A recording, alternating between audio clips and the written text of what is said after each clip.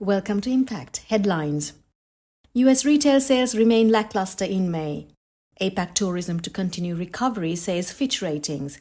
Oil prices to $60 per barrel by 2025, says Citi Bank.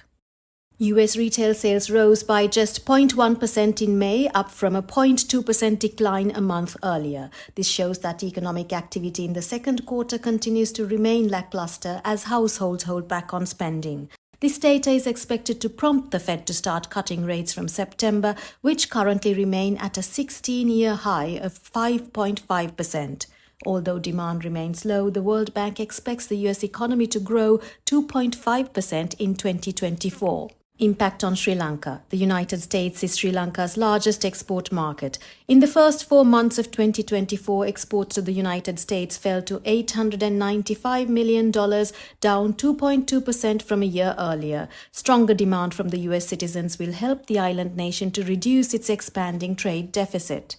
Fitch Ratings says APAC tourism recovery is expected to continue in 2024, although at a slower pace. According to the rating agency, visitation is expected to reach 92% of pre-COVID levels, with tourism earning 6% higher. A full recovery is expected by first half of 2025. A recovery has been made possible due to APAC region's policy efforts to reignite tourism, economic resilience, and currency depreciation. Impact on Sri Lanka. This is great news for Sri Lanka. So far, in the first 6 months of 2024, almost 1 million visitors arrived in the country, significantly higher than a year earlier. Up to May, 1.4 billion in tourism receipts have been generated, helping Sri Lanka's balance of payment deficit.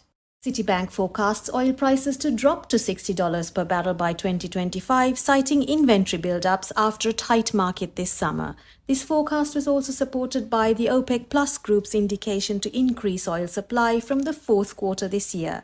This forecast contradicts with the US Energy Information Administration's forecast of $85 per barrel by 2025 due to expected increase in global demand. Impact on Sri Lanka. Sri Lanka's high dependency on oil imports means higher prices significantly affect its balance of payments.